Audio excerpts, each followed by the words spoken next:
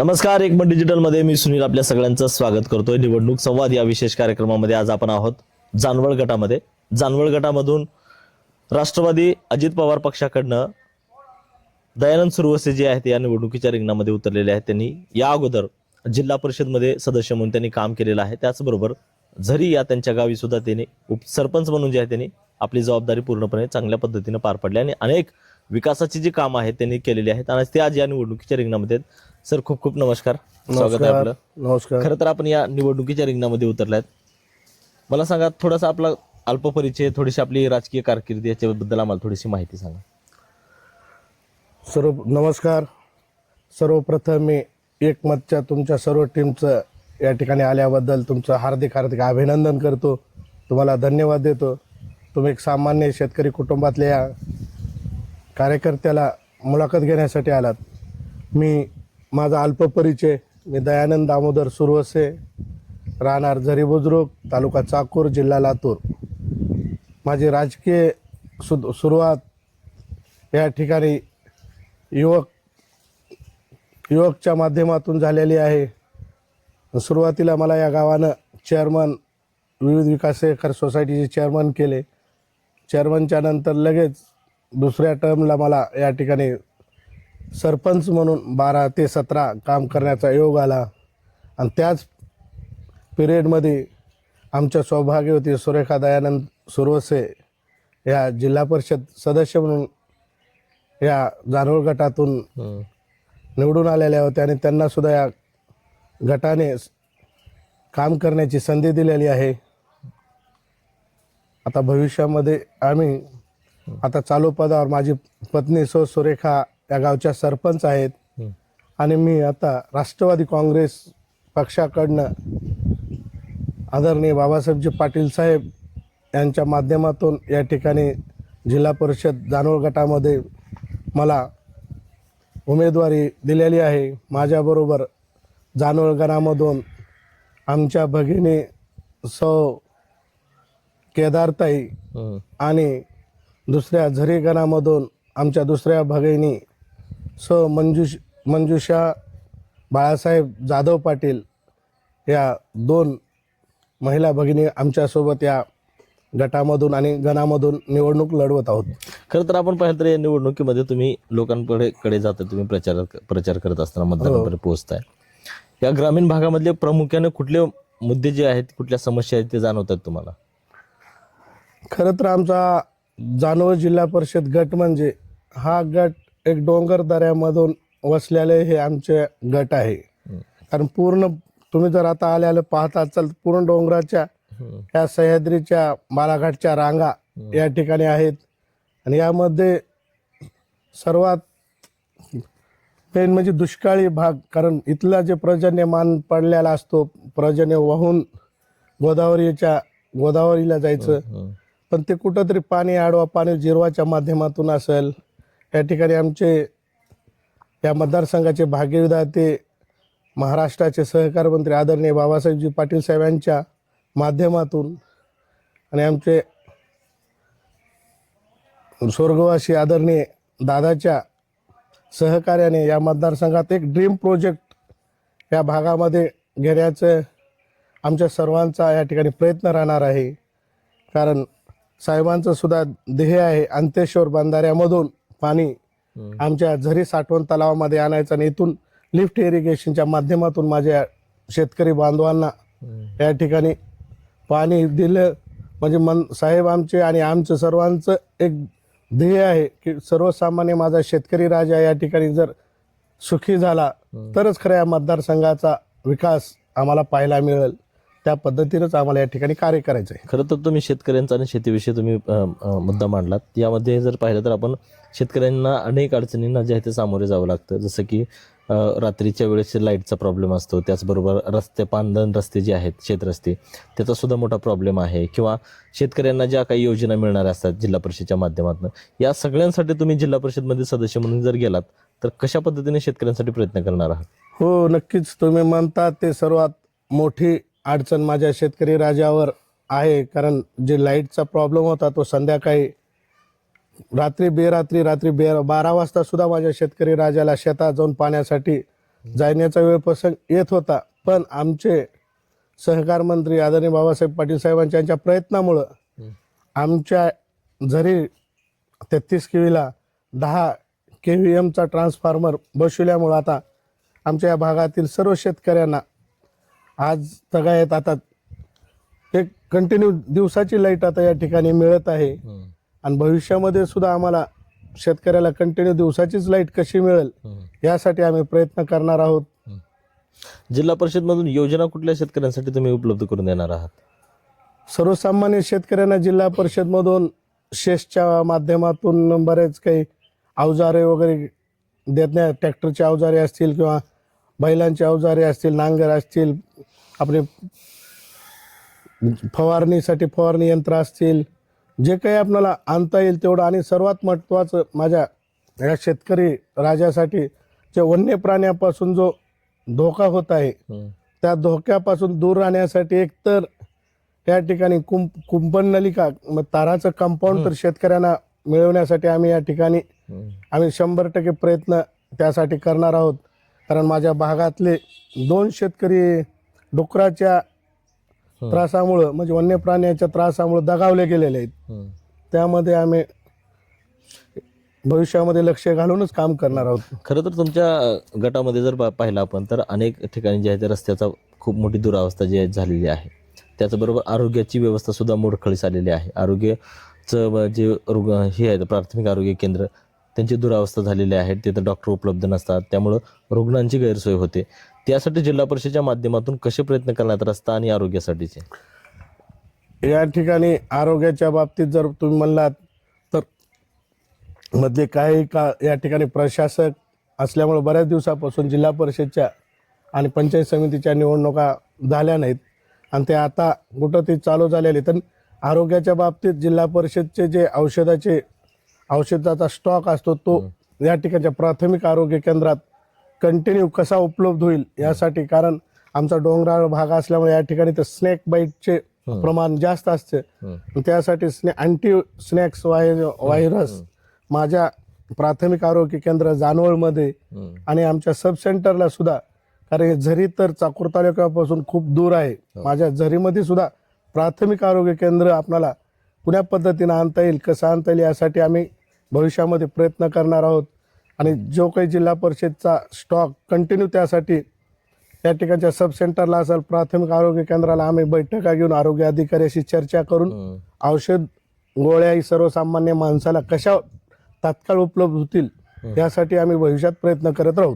तुमचं जर मतदारसंघ पाहिला, तुमचा गट जर पाहिला तर सर्व डोंगराळ आणि ग्रामीण भागच आहे. तिकडे पाण्याची व्यवस्थेचं कसं आहे आणि काय नियोजन आहे तुमचं? या ठिकाणी आत्ताच मी तुम्हाला सांगितल्याप्रमाणे एक तर अंतेश्वरचं पाणी 70 किलोमीटर लांब दुरून या ठिकाणी आणण्याचं प्रस्ताव आदरणीय मुख्यमंत्री महोदयांनी या ठिकाणी मंजुरीस भेटलेला आहे. आणि त्याचपासून आणखी जलजीवनच्या माध्यमातून या ठिकाणी आमच्या बऱ्याच ग्रामपंचायत या ठिकाणी आमच्या नागठाणा डॅम आहे, नंतर झरी साठवण तलाव आहे, त्या तलावातून आणि ज्या काही इथं जुन्या राष्ट्रीय पेयजल योजनेअंतर्गत विहिरी झालेल्या आहेत त्या विहिरीच्या माध्यमातून या ठिकाणी उपलब्ध पाणी करण्याचा प्रयत्न करत असतो. पण या आमच्या उन्हाळ्यामध्ये खरं मार्च एप्रिल मे या 3 महिने आम्हाला कारण साठवण जे तलाव आहेत ते तलाव कोरडे ठाक पडतात.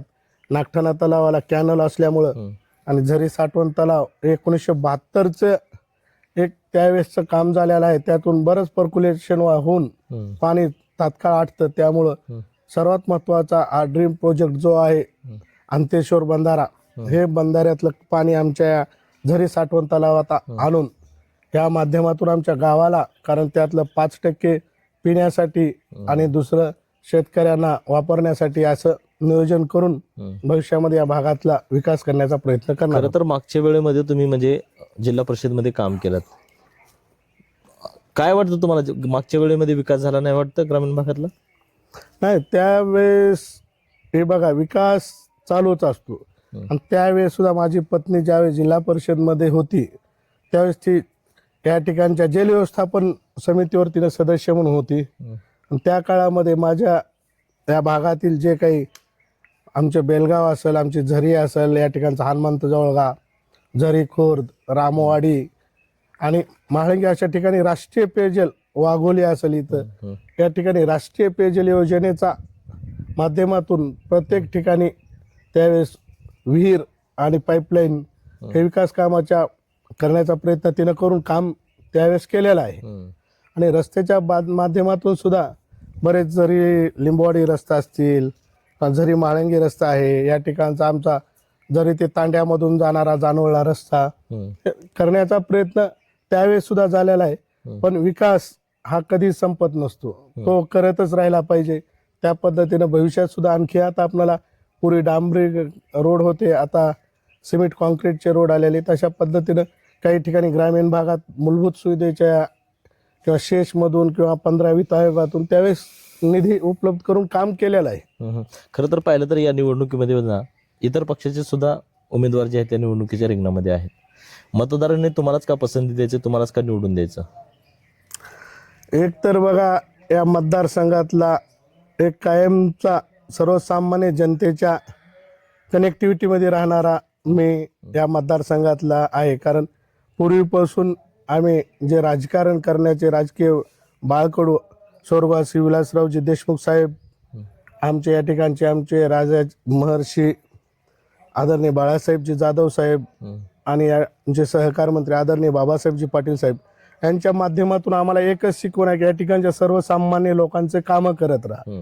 जे अडीअडचणीला आलेले असते, ज्यांच्या अन्नसुरक्षा असतील किंवा कुणाचे रेशन कार्ड होत नसतील किंवा कुणाला पंचायत समितीला घरकुलाची अडचणी बिलाच्या असतील किंवा मंजुरीसाठी जे काही अडचणी येतात त्यामध्ये आपण सहकार्य केलं पाहिजे. आणि ते आम्ही आज तगायत पूर्वीपासून, कारण 1999 पासून आम्ही या राजकारणात युवक अवस्थेत असतानापासूनच्या राजकारणात असल्यामुळं एक या मतदारसंघाचा एक ब्ल्यूप्रिंट डाटा आणि या मतदारसंघातले गाव खेडे कोणते कसे जोडलेले तंडे कुठं आहेत प्रत्येक ठिकाणचा आम्हाला नावानिशी आणि त्या गावात कोणती आज कमतरता आहे या पूर्ण आम्ही माहिती घेऊन सर्वांच्या संपर्कातला म्हणून मी या ठिकाणचा उमेदवार आहे. दुसरे उमेदवार जे भाजपचे आहेत ते प्राध्यापक आहेत, ते आहेत औशाला. आता त्यांचा व्यवसाय शिक्षणाचं विद्यादान करणं हा त्यांचा व्यवसाय आहे, तो त्यांचा ठीक आहे, चांगला आहे, एक तो एक क्षेत्र. पण त्या क्षेत्राशी आणि राजकीय क्षेत्रात, कारण या ठिकाणी शेतकऱ्याचे मुलं आणि 24 तास सर्वांची सेवा देण्यासाठी उपलब्ध राहणारे माणसं पाहिजे. ते शिक्षक असल्यामुळे ते सुद्धा या ठिकाणी वेळ इतका देऊ शकणार नाहीत, कारण राजकारणात लोकांची सेवा आणि लोकांच्या एक ज्या वेळेस त्यांना गरज असते त्यावेळेस तिथं माणसं उपलब्ध झाले पाहिजे असे माणूस म्हणून मी या जनतेसमोर माझा एक पर्याय आहे.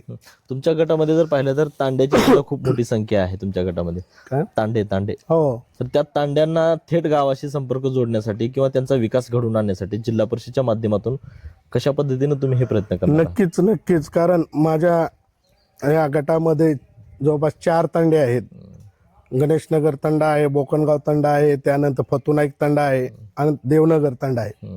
या 4 तांड्यातले गणेशनगर आणि फतुनाईक तांड्याला आमच्या ग्रामविकासच्या माध्यमातून PMGSY किंवा CMGSYच्या माध्यमातून मुख्यमंत्री साहेब ग्राम सडक योजनेच्या माध्यमातून तो कसा आपणाला सर्व तांडे या ठिकाणी कसे जोडता येतील. आणि नवीन एक आता लालू म्हणून तांडा झालेला आहे, तो तर इतका खाली आहे त्या तांड्यापर्यंत जाणं शक्य नाही. तिथं सुद्धा आता रस्ता उपलब्ध आपल्याला या ग्रामविकासच्या माध्यमातून केला पाहिजे.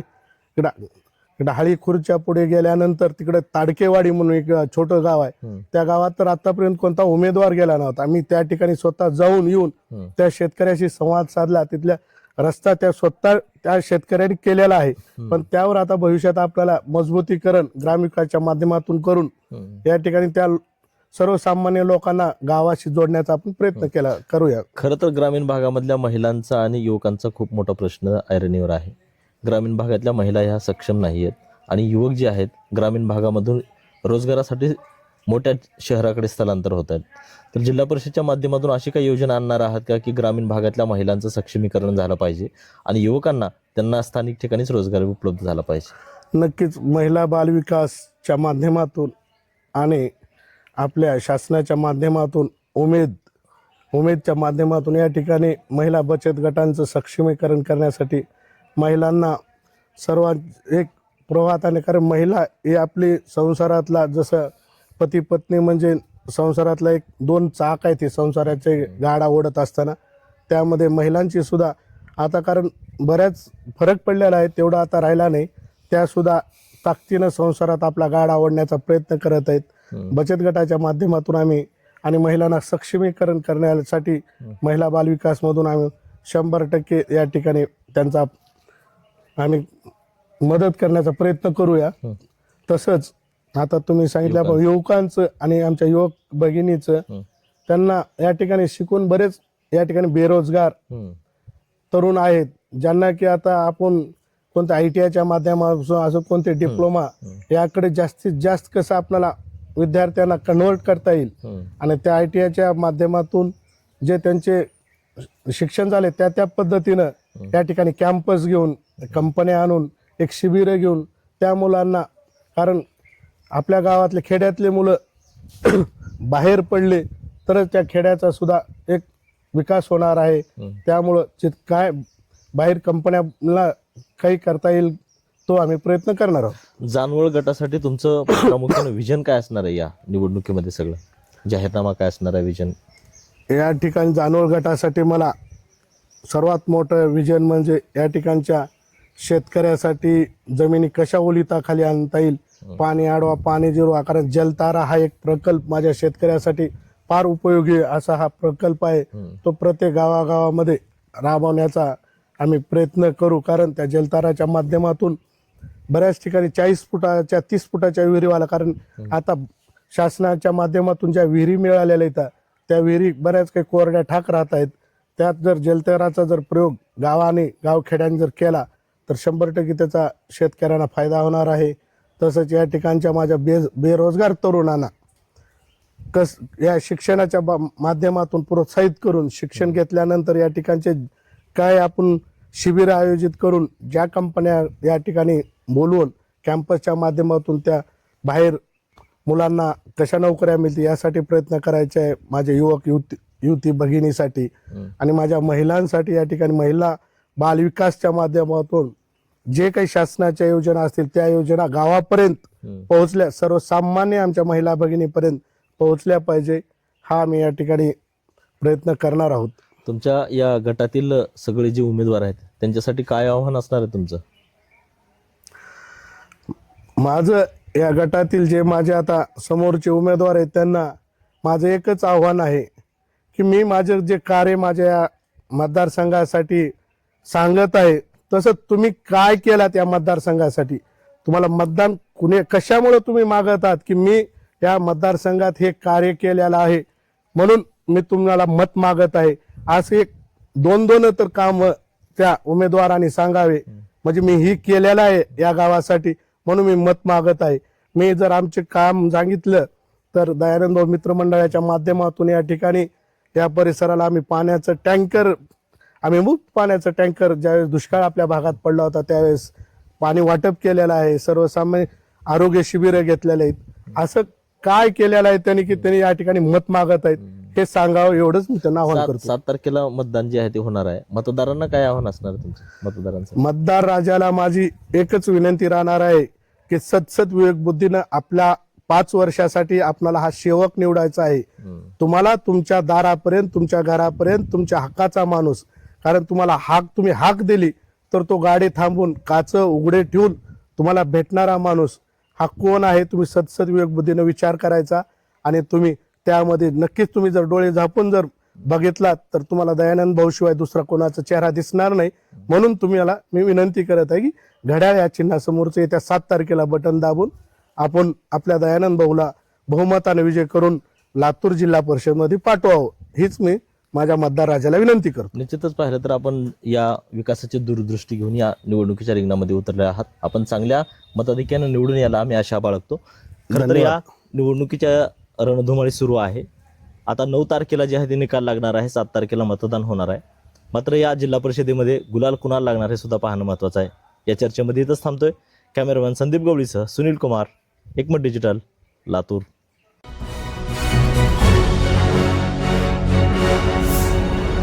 Thanks for watching Ekmat Digital.